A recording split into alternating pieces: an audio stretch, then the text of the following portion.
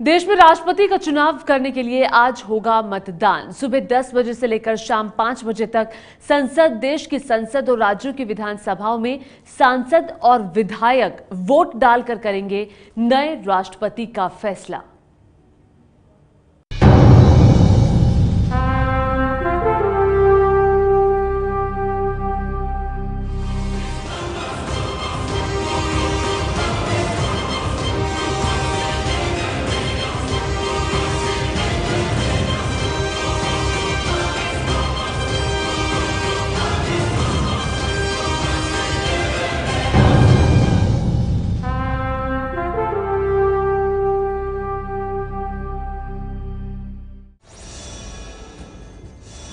भारत के 14वें राष्ट्रपति चुनाव के लिए आज होना है मतदान। इस मतदान में लोकसभा और राज्यसभा के सांसद और राज्यों के विधानसभा सदस्य हिस्सा लेंगे। सुबह 10 बजे से होने वाले इस मतदान के लिए सारी तैयारियां पूरी हो चुकी हैं। देश के 14वें राष्ट्रपति का चुनाव होना है। चुनाव की तैयारियां पूरी कर ली गई हैं। लोग संसद में जहां पर मतदान होना है, आपको मैं तैयारियां दिखाता हूं। संसद के प्रथम तल पर जो कमरा नंबर 62 है वहां पर मतदान होगा। आप देख सकते हैं कि जो गलियारा है संसद के प्रथम तल पर, वहां पर सफेद कपड़ा लगाकर उसको कवर कर दिया गया है। राष्ट्रपति चुनाव में एनडीए ने रामनाथ कोविंद को अपना उम्मीदवार बनाया है, जबकि मीरा कुमार कांग्रेस की उम्मीदवार हैं। वोटों की लड़ाई में कोविंद की जीत लगभग तय मानी जा रही है। जो राष्ट्रपति पद के उम्मीदवार हैं एनडीए की तरफ से रामनाथ कोविंद हैं, जिनके साथ तकरीबन बीजेपी ने 62% वोट इकट्ठा किया है और बीजेपी और एनडीए की कोशिश है कि ये आंकड़ा तकरीबन 66% तक जाए। इस समय एनडीए में 30 से ज़्यादा दल, जिसमें जेडीयू भी शामिल है, वो राष्ट्रपति पद की उम्मीदवारी पर रामनाथ कोविंद का समर्थन कर रहे हैं। इसके विपरीत मीरा कुमार विपक्षी दल की उम्मीदवार हैं, उनके साथ तकरीबन 27% वोट है और तकरीबन 8 पार्टियां उनको समर्थन कर रही हैं। एक तरह से देखा जाए तो जो इलेक्टोरल है राष्ट्रपति चुनाव के लिए, उसमें से 62% वोट रामनाथ कोविंद के साथ है। उनकी जीत लगभग तय है। राष्ट्रपति चुनाव में कुल 4,896 मतदाताओं को वोट डालने हैं, जिनमें 4,120 विधायक और 776 सांसद हैं। चुनाव के लिए वोट संसद भवन और राज्यों की विधानसभाओं में डाले जाएंगे। जब वोटिंग होगी संसद में तो तकरीबन यहाँ पर 756 सांसद और 5 विधायक वोट डालेंगे। जो 5 विधायक वोट डालेंगे उसमें बीजेपी अध्यक्ष अमित शाह भी शामिल हैं। वो गुजरात से विधायक हैं, लेकिन वोट संसद भवन में डालेंगे। इसके अलावा असम के पूर्व मुख्यमंत्री तरुण गोगोई भी यहाँ पर वोट डालेंगे और इसके अलावा 3 अन्य विधायक हैं जो कि वोट डालेंगे। तकरीबन टीएमसी के सभी सांसद कोलकाता में वोट डालेंगे और इसके अलावा बीजेपी के 4 सांसद ऐसे हैं जो अपने अपने राज्यों में वोट डाल रहे हैं। उसमें उमा भारती, योगी आदित्यनाथ और केशव मौर्य लखनऊ में वोट डालेंगे, जबकि गोवा के मुख्यमंत्री मनोहर पर्रिकर पणजी में वोट डालेंगे। राष्ट्रपति चुनाव गोपनीय मतपत्र के जरिए होता है। इसमें पार्टियां अपने सदस्यों को किसी खास उम्मीदवार के पक्ष में वोट डालने के लिए व्हिप जारी नहीं कर सकती। सुबह 10 बजे से लेकर शाम 5 बजे तक वोटिंग होगी और उसके बाद 20 तारीख को गिनती शुरू होगी। गिनती के बाद ही शाम तक ये तय हो जाएगा कि देश का अगला राष्ट्रपति, 14वां राष्ट्रपति कौन होगा। रामनाथ कोविंद होंगे, ये लगभग तय है। इसके अलावा 23 तारीख को निवर्तमान राष्ट्रपति प्रणब मुखर्जी की विदाई समारोह होगा यहीं संसद के केंद्रीय हॉल में, और 25 तारीख को नए राष्ट्रपति का शपथ ग्रहण समारोह होगा यहीं केंद्रीय हॉल में, और उसके बाद यहीं से नए राष्ट्रपति अपने नए आवास यानी कि राष्ट्रपति भवन के लिए प्रस्थान करेंगे। विकास Bhadauria, ABP news, Delhi.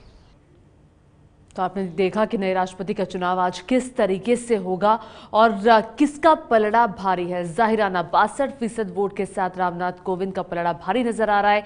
NDA के राष्ट्रपति के उम्मीदवार हैं रामनाथ कोविंद। इनके बारे में आपको बताएं कि रामनाथ कोविंद यूपी के कानपुर देहात जिले के रहने वाले हैं।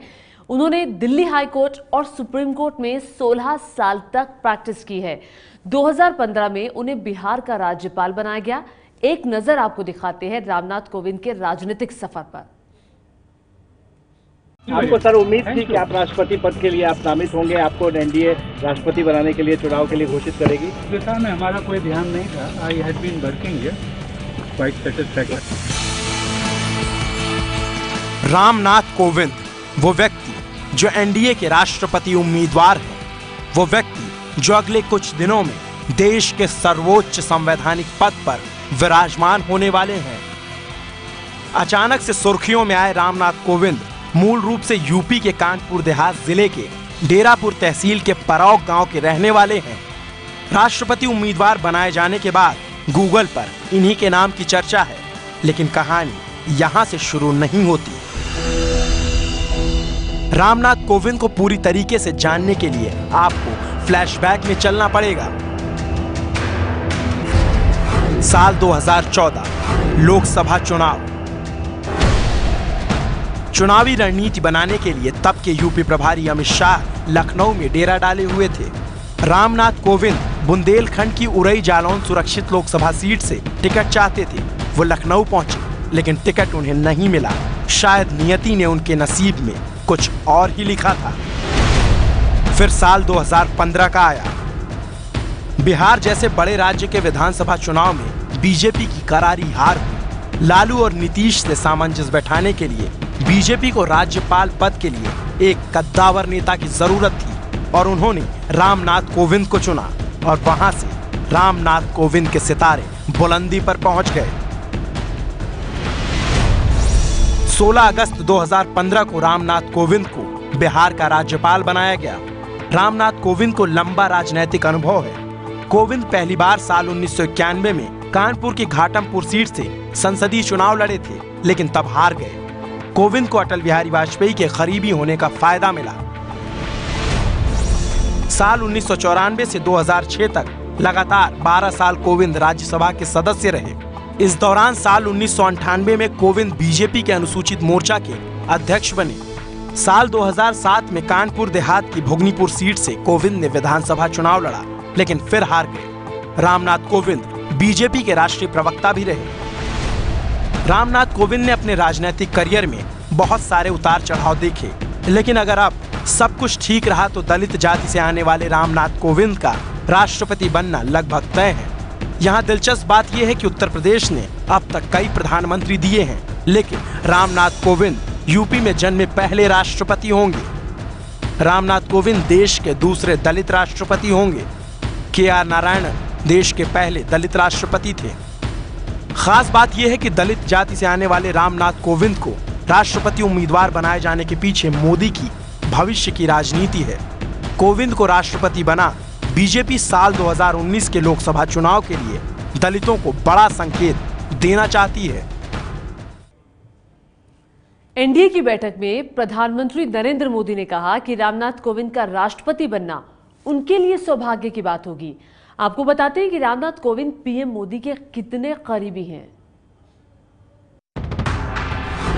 जो भारतीय जनता पार्टी ने कहा था, जो नरेंद्र मोदी जी ने कहा था, हम कानून का और कानूनी प्रक्रिया का पालन करेंगे और उसी बात को आगे बढ़ाते हुए आज वो एसआईटी के साथ में उनकी चर्चा हो रही है। रामनाथ कोविंद का ये बयान साल 2010 का है, लेकिन आज ये बयान प्रासंगिक हो चुका है। साल 2002 के दंगों के बाद चली जांच में रामनाथ कोविंद लगातार तब के गुजरात के मुख्यमंत्री नरेंद्र मोदी का बचाव करते रहे। कोविंद लगातार मोदी के साथ खड़े रहे। पार्टी पूरी तरह से नरेंद्र मोदी जी के साथ है। पार्टी पूरी तरह से नरेंद्र मोदी जी के साथ है। साल 2014 में मोदी प्रधानमंत्री बने और कोविंद को मोदी से इसी करीबी का इनाम मिला और 17 अगस्त 2015 को उन्हें बिहार का राज्यपाल बना दिया गया। तब प्रधानमंत्री मोदी ने उन्हें दलितों के लिए सारी जिंदगी काम करने वाला बताया था। पीएम मोदी से नजदीकियों का नतीजा है कि आज संसदीय दल की बैठक के बाद रामनाथ कोविंद को एनडीए की तरफ से राष्ट्रपति का उम्मीदवार घोषित कर दिया गया। पीएम मोदी ने ट्वीट कर लिखा, श्री रामनाथ कोविंद एक किसान के बेटे हैं। वो विनम्र पृष्ठभूमि से आते हैं। उन्होंने अपनी जिंदगी गरीबों, अधिकारहीन और आम लोगों की सेवा में लगा दी। मैं आश्वस्त हूं कि श्री रामनाथ कोविंद एक अप्रतिम राष्ट्रपति बनेंगे। और गरीबों, वंचितों और हाशिए पर खड़े समाज की मजबूत आवाज बनेंगे। बीजेपी अध्यक्ष अमित शाह ने भी ट्वीट कर रामनाथ कोविंद को बधाई दी। अमित शाह ने ट्विटर पर लिखा, एनडीए का राष्ट्रपति उम्मीदवार बनने पर रामनाथ कोविंद जी को बधाई। मुझे भरोसा है कि सभी राजनीतिक पार्टियां आगे आकर एनडीए के राष्ट्रपति उम्मीदवार का समर्थन करेंगी। राज्यपाल बनने के बाद भी रामनाथ कोविंद लगातार पीएम मोदी के संपर्क में रहे, उनसे मुलाकात करते रहे। आखिरी बार 4 जनवरी को गुरु पर्व के दौरान पटना में पीएम मोदी और रामनाथ कोविंद की मुलाकात हुई थी और जानकार मानते हैं कि आज की पृष्ठभूमि वहीं से तय होना शुरू हो गई थी। पीएम मोदी ने दलित नेता को राष्ट्रपति बनाकर एक तीर से 2 निशाना लगाया है। बीजेपी के इस दांव से दलितों में साफ संदेश जाएगा कि बीजेपी ही उनकी सबसे बड़ी हितैषी पार्टी है और इससे 2019 के लोकसभा चुनाव के लिए बीजेपी को और मजबूती मिलेगी। पूरे देश में करीब 20.14% दलित आबादी है, यानी देश में करीब 21 करोड़ लोग दलित समुदाय से आते हैं। रामनाथ कोविंद उत्तर प्रदेश के कानपुर के रहने वाले हैं।